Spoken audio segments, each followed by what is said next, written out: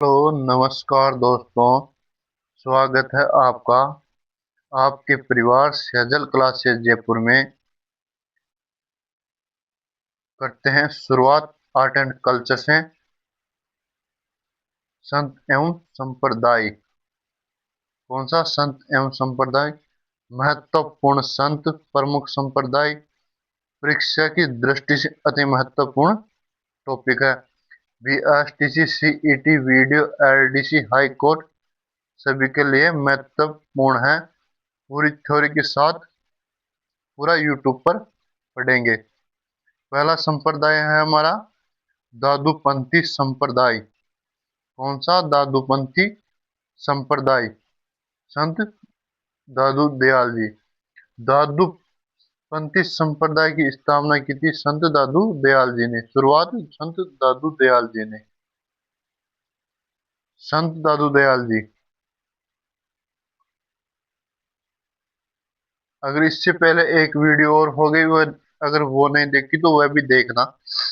संत दादू दयाल जी का उपनाम राजस्थान का कबीर मोतीलाल मेनारिया के अनुसार। संत दादू दयाल जी का उपनाम है राजस्थान का कबीर। किसके अनुसार? मोतीलाल मेनारिया के अनुसार।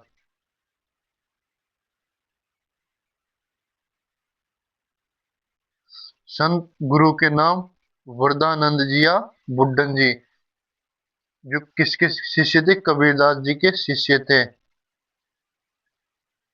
प्रमुख पीठ नारायणा या नारायणा जयपुर। आंदोलन निफक आंदोलन। संत दादू दयाल जी का उपनाम राजस्थान का कबीर, गुरु का नाम वरदानंद जी, प्रमुख पीठ नारायणा या नारायणा जयपुर, और आंदोलन निफक आंदोलन चलाया था।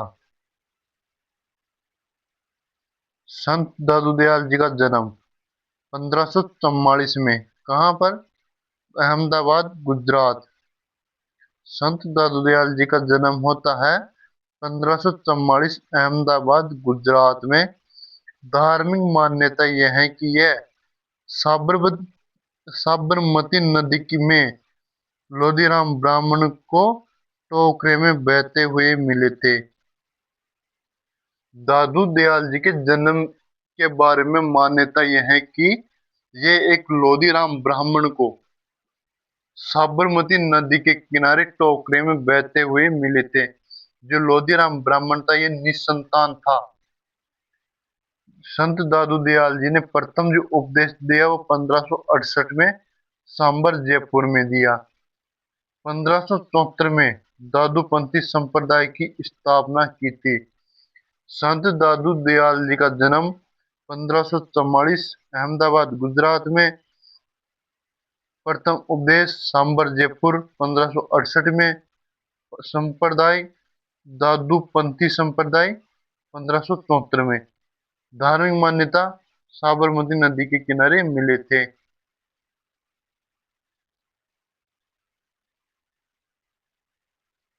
1585 संत दादू दयाल जी 1585 में अकबर से मुलाकात करते हैं। कहाँ पर करते हैं? फतेहपुर सिकरी, आगरा के अंदर स्थान है फतेहपुर सिकरी। वहां पर अकबर से मुलाकात की थी। आमेर के शासक भगवंत दास ने दादू दयाल जी की मुलाकात अकबर से करवाई थी। 1585 के अंदर दादू दयाल जी की मुलाकात किससे हुई? अकबर से। कहाँ पर? फतेहपुर सिकरी के अंदर। किसने करवाई थी? आमेर के शासक भगवंत दास ने। आमेर के शासक भगवंत दास ने दादू दयाल जी की मुलाकात अकबर से करवाई। 1602 प्रधान पीठ नरेना जयपुर में स्थापना की। प्रधान पीठ की कब? 1602 में नरेना जयपुर में। और 1603 में मृत्यु हो गई। मृत्यु हुई थी भैरना की पहाड़ी नरेना जयपुर में। कहा? पहाड़ी का नाम पूछ लेते हैं कि दादू दयाल जी की मृत्यु कौन सी पहाड़ी में हुई?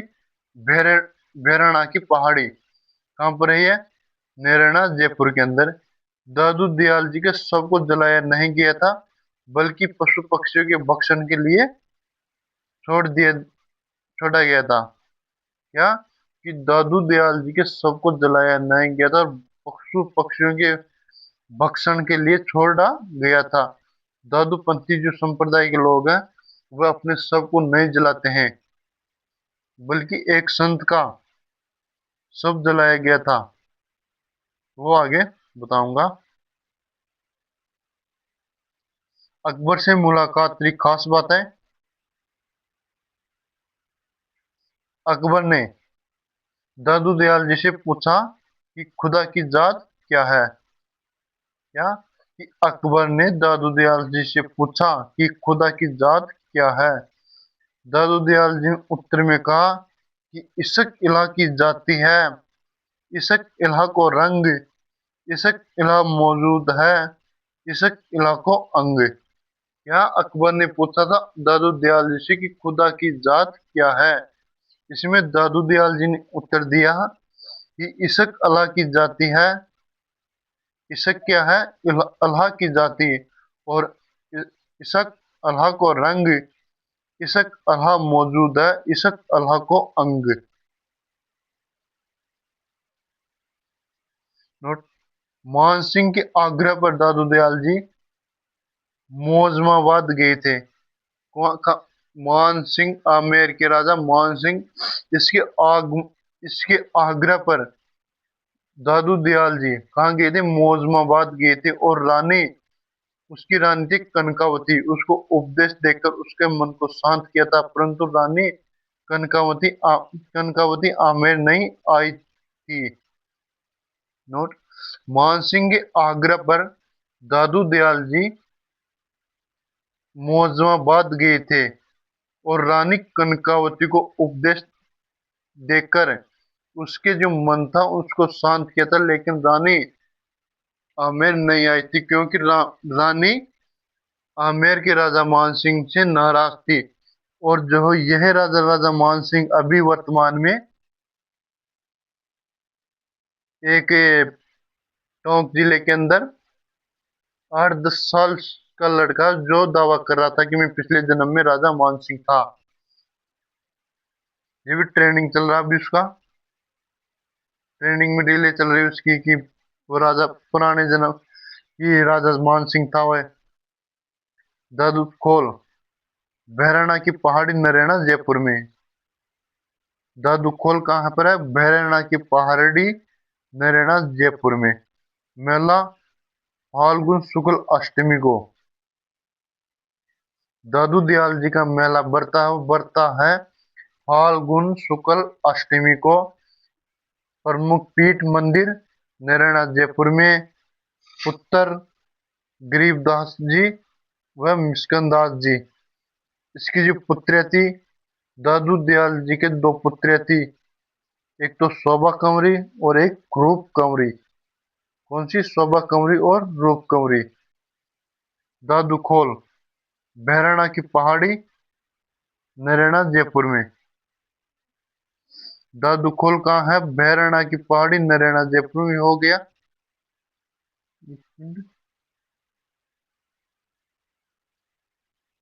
ये दादू संप्रदाय की खास बात। दादू संप्रदाय में सत्संग स्थल, यानी कि सत्संग जो स्थल होता है उसे अलग दरीबा कहते हैं। सत्संग स्थल को किस नाम से जाना जाता है? अलग दरीबा। अभिवादन को दादूराम और सत्यराम अभिवादन। यदि दो व्यक्ति आपस में मिलते हैं तो क्या कहते हैं? एक कहता एक कहता दादूराम तो दूसरा सत्यराम। शिष्य बनाना, चेला मूंडना। पंचतीर्थ भैरना, नरेना, सांबर, आमेर और कल्याणपुर। दादू दयाल जी के पंचतीर्थ, ये मोस्ट इंपोर्टेंट है। यहाँ से प्रश्न कई बार पूछ लेते हैं कि दादू दयाल जी के पंचतीर्थ कौन सा नहीं है। भैरना, नरेना, सांबर, आमेर और कल्याणपुर। एक कोई अलग दे देगा, चार दे, तीन एक साथ देकर एक अलग दे देगा। अंतिम संस्कार शवों को जलाते नहीं हैं, बल्कि जंगल में पशु पक्षियों के भक्षण के लिए छोड़ देते हैं। दादू संप्रदाय के भाग। दादू संप्रदाय के 5 भाग है। 5 भाग कौन कौन से? पहला भाग है वह नागा। दूसरा खालसा। तीसरा उत्तरादे। चौथा खाकी। और पांचवा विरक्ति। दादू संप्रदाय के भाग 5। खालस नागा, खालसा, उत्तरादे, विरक्त और खाकी। नागा। नागा जो शाखा के साधु थे वे थे हथियार बंद। कैसे थे? हथियार बंद। खालसा दादू दयाल जी की जो गद्दी पर आसीन जो संत वे खालसा कहलाए। उत्तरादे जो उत्तर दिशा में जाकर दादू दयाल जी के प्रचार प्रसार किया वो उत्तरादे। खाकी जो अपने शरीर पर भस्म लगा कर रहते थे वो खाकी। और एक विरक्त। नोट। निहंग साधु भी दादू संप्रदाय से संबंधित था। यानी कि एक साधु आता निहंग साधु किससे संबंधित था? दादू संप्रदाय से संबंधित था। दादू संप्रदाय की पहली शाखा नागा साको सॉरी नागा शाखा। नागा शाखा के जो प्रवर्तक है वह है सुंदरदास जी। नागा शाखा के प्रवर्तक है सुंदरदास जी। विशेषता हथियारबंद साधु होते थे। इस सहायता की थी आमेर के शासक सवाई जयसिंह और मानसिंह राठौड़। मारवाड़ के शासक मानसिंह राठौड़ की। नागा शाखा के प्रवर्तक सुंदरदास जी। विशेषता ये हथियारबंद साधु होते हैं। सहायता की थी आमेर के शासक सवाई जयसिंह की और मारवाड़ के मानसिंह राठौड़ की सहायता की थी। और इन नागा शाखा के जो साधु इनका निवास स्थान था छावनी के अंदर रहते थे। कहाँ? छावनी में रहते थे। दूसरी शाखा खालसा शाखा। खालसा शाखा के प्रवर्तक गरीबदास जी। गरीबदास जी कौन थे? दादू दयाल जी के पुत्र। दादू दयाल जी की मृत्यु के बाद दादू गद्दी नरेणा पर बैठने वाले प्रथम साधु कौन थे? गरीबदास जी। कि दादू दयाल जी की मृत्यु के बाद में जो दादू दयाल जी की गद्दी पर जो प्रथम बैठने वाले संत थे वे थे गरीबदास जी। कौन? गरीबदास जी। जो किसके पुत्र थे? दादू दयाल जी के पुत्र थे। कहाँ बैठा? नरेना के अंदर। विशेषता दादू द, खालसा शाखा की विशेषता है कि दादू गद्दी पर बैठने वाला साधु। उत्तरादे। उत्तरादे शाखा का प्रवर्तक बनवारी दास जी। कौन? बनवारी दास जी। विशेषता उत्तर दिशा में जाकर प्रचार प्रसार करना। उत्तरादे शाखा की विशेषता कि उत्तर दिशा में जाकर प्रचार प्रसार करना। खाकी के प्रवर्तक रज्जब जी। जो रज्जब जी कहाँ के? आमेर के हैं। विशेषता भस्म लगाकर रहने वाले साधु। विरक्त। विशेषता ग्रस्त जीवन में रहकर दादूपंथी नियमों का पालन करना विरक्त कहलाता है।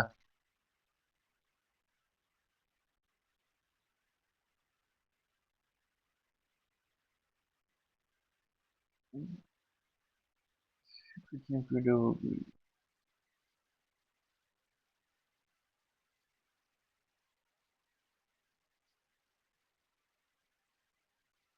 राजस्थान की ऑल एग्जाम के लिए राजस्थान का कौन सा भी एग्जाम हो सभी में ये संत एवं संप्रदाय का टॉपिक आता है। ये भाग दूसरा चल रहा है। फर्स्ट भाग इसका हो गया। अगर वो भाग नहीं देखा तो वो भी भाग देखने जरूर। राजस्थान के सभी संप्रदाय संप्रदाय को संपूर्ण अध्ययन करेंगे। एग्जाम 2026 के लिए महत्वपूर्ण है। पूरा का पूरा आर्ट एंड कल्चर, ज्योग्राफी और हिंदी सब यूट्यूब पर कंप्लीट निःशुल्क पूरी थ्योरी के साथ बेस्ट टीचिंग करते हैं। इसको अगले पार्ट में करेंगे। ठीक, धन्यवाद आपका।